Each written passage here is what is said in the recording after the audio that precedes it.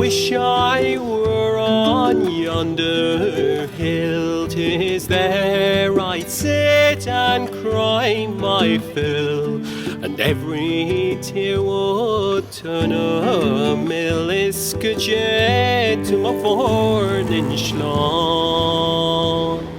Shola, shola, shola, roo. Shoga saker agus shoga hyun. Shoga darasa agus enilion. Iskeje to my fornin shlon. I'll sell my rock, I'll sell my reel, I'll sell my only spinning wheel, to buy my love a sword of steel. Iskeje to my warning shlon. How am I feeling about tonight's House of Lords meeting? I'm not sure really. I mean, this place, this Big Ben staring down on us. It's kind of the seat of empire. It's the mother of all parliaments, but at the same time, it's one of the bloodiest loci of imperial power on earth. And there's always a sense of collusion when you come into this place. I'll sell my rock, I'll sell my reel, I'll sell my only spinning wheel. Slightly nervous. I'm a bit nervous about who's going to come. They said that there's some guy from the Muslim News who's going to be there, and I'd be most anxious about that actually. Shoga saker agus shoga hyun. Shoga darasa agus enilion. Iskeje to my warning shlon. Well, I guess my earliest experiences of interfaith was simply the reality of growing up from an immigrant family, growing up as a second generation person in this country, in relationship with people of a variety of different faiths and backgrounds. My childhood friends that I've known since I was 6 years old, and every single one of those childhood friends, the lads, they're all Christian or Jewish, and there's not a single one of them who's Muslim. A friend of ours, Mohammed, he took a case to Bymond. He got a legal opinion on what was going on, and you can't do that. As a publicly funded body, you can't discriminate against someone for their religion. So Mohammed invited us along to the House of Lords. A couple of months ago, a man called Sheikh Muhammad was convicted for his role in the murder of innocent lives during Bangladesh's 1971 liberation war.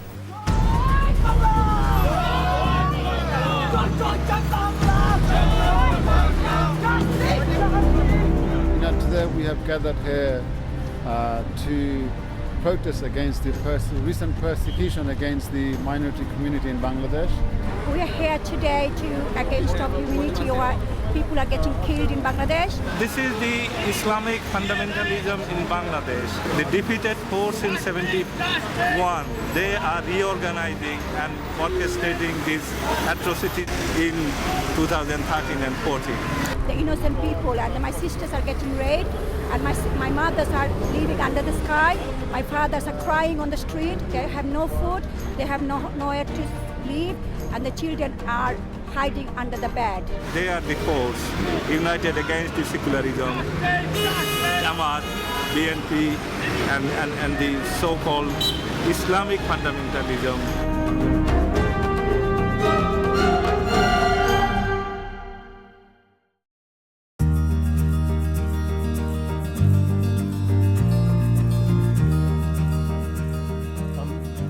Now, Sheikh Muhammad here in Britain is considered the prime example of a moderate Muslim leader. During the war in 1971, the Pakistani military had carried out one of the most intense genocide since the Second World War. He's often involved in very charitable events. He's happy, many politicians were happy to stand next to him and proclaim him the voice of British Islam. After the Bangladesh War, many of them fled Bangladesh to avoid justice. Chaudhry Moinuddin, who recently was found guilty by a Bangladesh war crimes tribunal for abduction and killing of at least 17 intellectuals. Most importantly, he was involved in interfaith events. Now, how is it that a man responsible for the murder of innocent lives can involve himself or can be chosen as a suitable interfaith partner? And there's a real risk in the way that interfaith dialogue has developed and become elaborated in this country, a real risk of the desecration of everything that is sacred about human relationship into a culture of politics, of manipulation and of self-serving and self-seeking. The answer is that the interfaith industry is institutionally problematic. It's a monetised, politicised network of groups that seek only to reinforce and entrench Islamist organisations as representative of British Islam.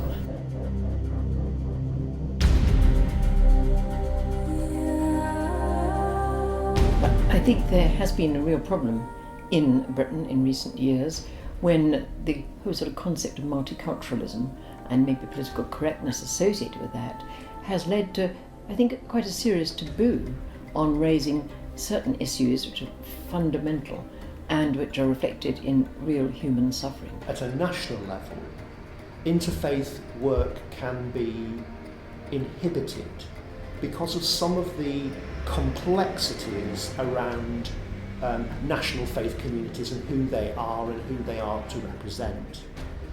And as a result, one is always running into political issues. I'm thinking, for example, I'm getting perhaps a little bit more controversial, of situations in which I've been deeply worried over the growth of Sharia courts or Sharia councils in this country. We have at least 85, and of course they have systematic gender discrimination inherent in the way they interpret and apply Sharia law, and women are really suffering. We therefore have my private members bill, which tries to address the issue of gender discrimination, may I say religiously sanctioned gender discrimination.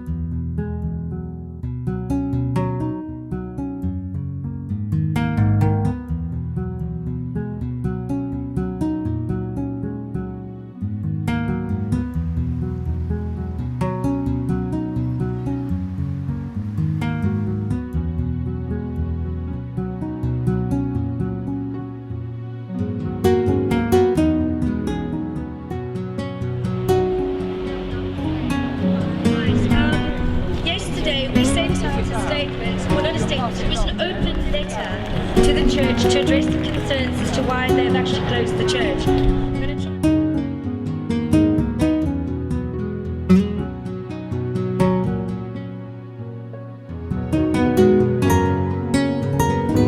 It might apply, of course, to other faith traditions, such as the extremely conservative end of the Hasidic tradition of the Jewish community.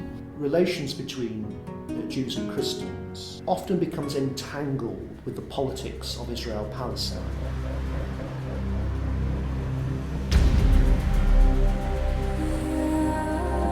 Of course, Wales should take over the world, but that's for next time. So tonight I'm going to just briefly welcome you. I look sometimes at the actions of the government of Israel and I'm quite worried about them, but I'm not the only one.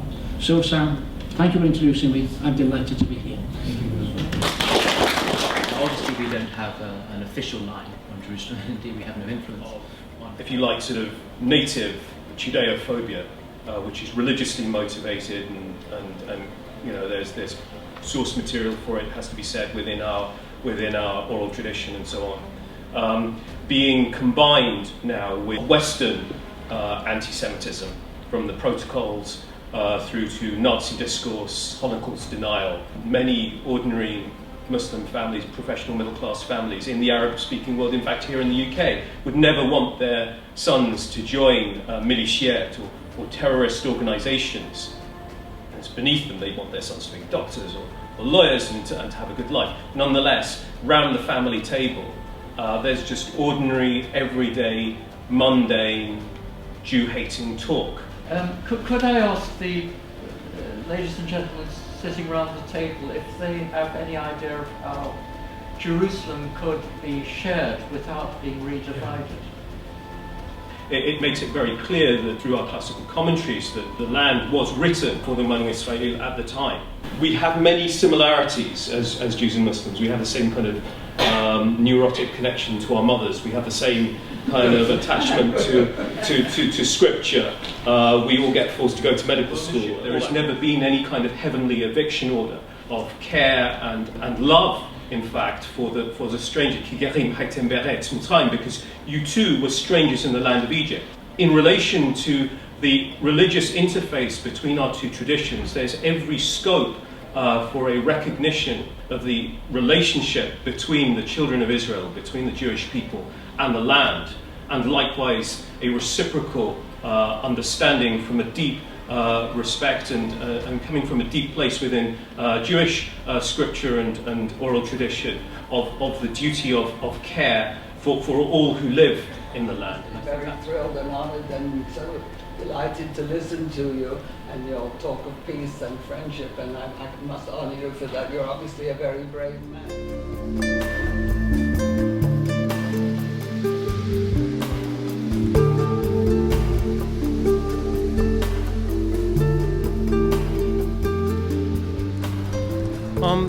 Well, like a lot of meetings, it kind of leaves me with mixed feelings. I mean, some of the things I said, I thought I got across well. Other things I fluffed, and I have to say I kind of felt a certain initial strong sense of suspicion, actually, and you know, I mean, I guess a lot of Jewish people who have never encountered a Muslim imam are likely to feel a sense of wariness that on the one hand they either might get kind of full-on sort of anti-Semitic or anti-Israel delegitimizing discourse. So I kind of sensed that wariness, certainly, and there was this one guy who kind of said, "Why do you want to divide the city? Why do you want to divide Jerusalem?"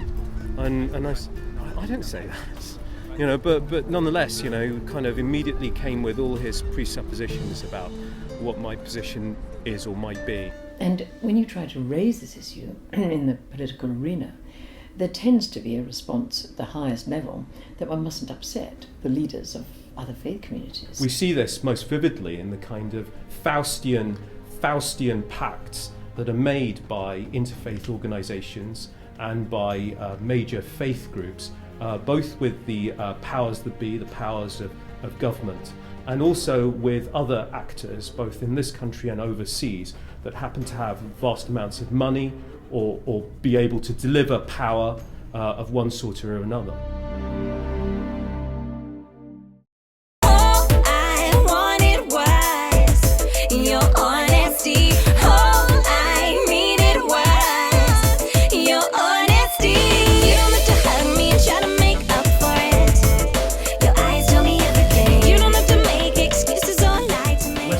No legitimacy in terms of interfering in, if you like, the tenets of Islam. It's not. But there is a role for the West in this to help those who represent the, if you like, the moderate vision, the moderate religion of peace aspect of Islam that is so also strongly represented in the literature and the liturgy, bringing that forward, helping people have a global stage to make that case. We're not looking to intervene in religious questions. That's for Muslims to discuss among themselves.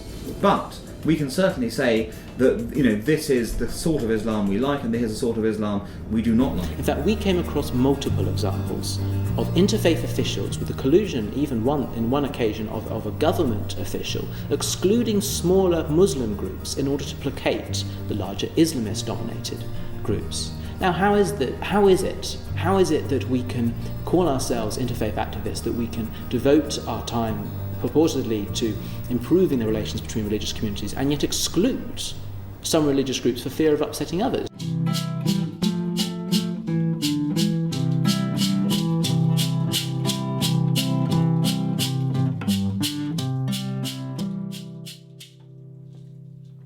Now, ayahuasca is a visionary brew. It's been used in the rainforest for many generations for healing. And what Mestre Unero did was he took that sacrament, or took that brew, and brought it into a Christian format. Or a ritual involves opening with a prayer, drinking this brew, and then singing straight.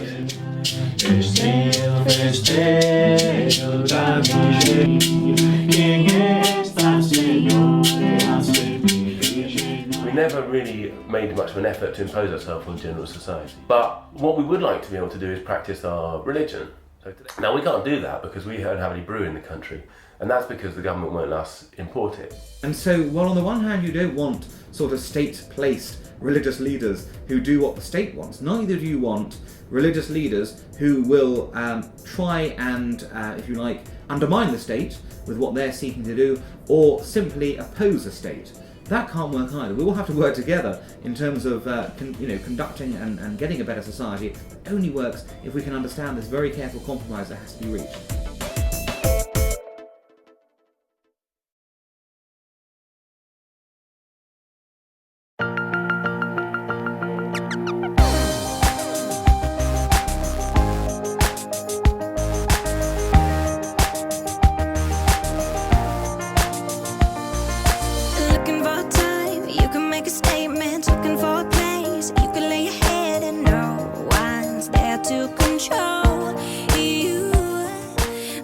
Interfaith network that's existed for a number of years now started off with its 9 constituent religious communities, and there's been pressure over a number of years for other communities to be kind of given permission to join that, and the pagan traditions have been asking for a while to be admitted to the Interfaith network, and there's been difficulty in trying to make sense of who the Interfaith network is for. And that's just a kind of symptom of how difficult it is for existing structures to widen their conversation, and but not only who to be involved, but what can be part of the conversation. Having been underground for decades, in fact, in England, an opportunity arose for us to get involved with Interfaith. And that was when the Druids had been trying to join the Interfaith network. I think they've been trying to do it for 20 years.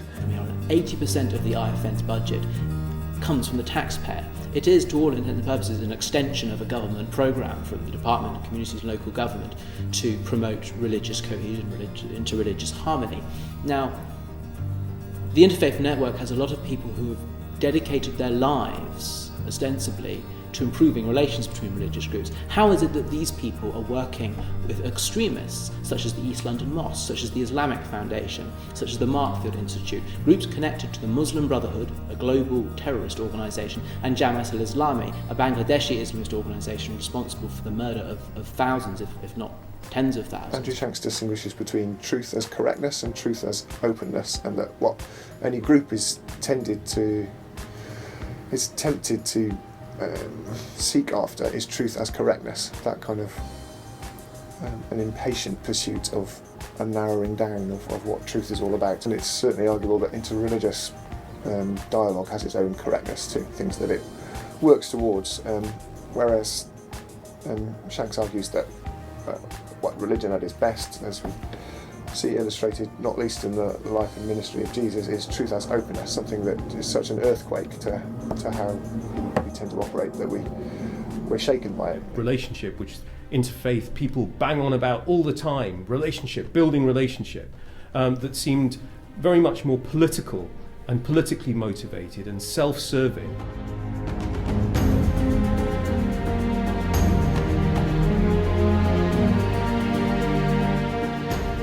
Truth as openness is about God's grace, which is an hospitality and empathy that opens us up to receive and engage with the very otherness of the other. And I see this mirrored on a macro scale in the art of interfaith as the skill of saying nice things we don't really mean to people we don't really like.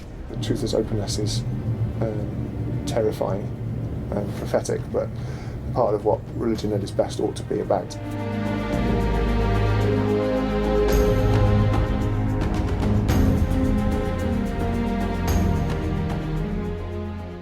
If you want to understand part of the problem behind all of this, is the Church of England as the church by law established, which has never really come into an understanding of its imperial past. And other churches sometimes kind of pick up on that and become part of it, but the presumption is very much that it's Anglicans that take the lead. So, for example, we had a meeting of rabbis and imams in the House of Lords in 2010, which came under enormous pressure. Now, it's just a Jewish Muslim meeting, nothing to do with Anglicans, and yet it came under enormous pressure from Canon Wilkinson and other actors. Because he felt as an Anglican he had some entitlement to put pressure on rabbis, including senior Jewish rabbinical academic colleagues of mine. At a time of economic recession, the government, the Tory government, the Condemned government is massively cutting our public services for the most vulnerable people, and instead engaging in this kind of window dressing exercise of getting together in our communities, of chucking money at faith communities, churches and faith communities, to provide public services on the cheap. And the result of this co-option, and in fact it's a mutually beneficial co-option, a mutually beneficial codependent relationship, is that no longer are faith communities able to speak the language of truth and the language of prophetic criticism from a place of critical distance with respect to the powers of the world.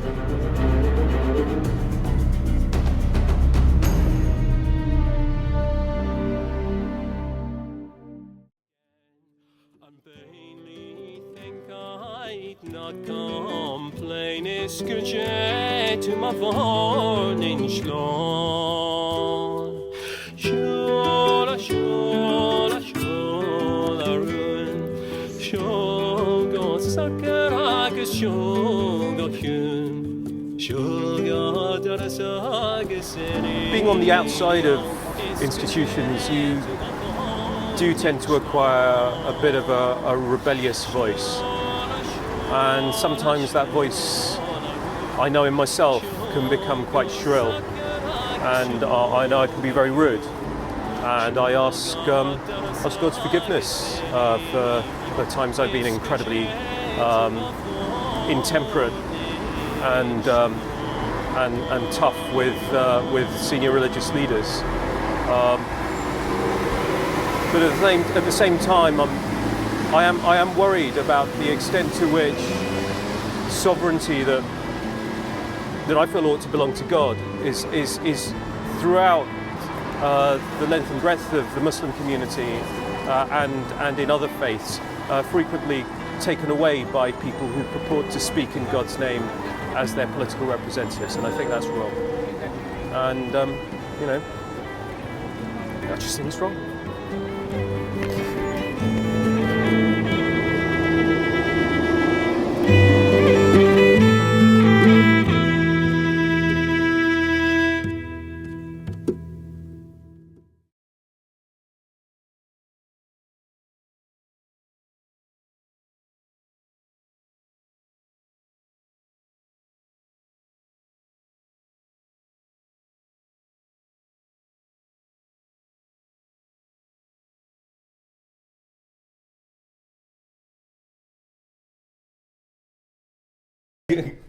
That is just fantastic. Well, that's when I get angry. So you need to be more angry.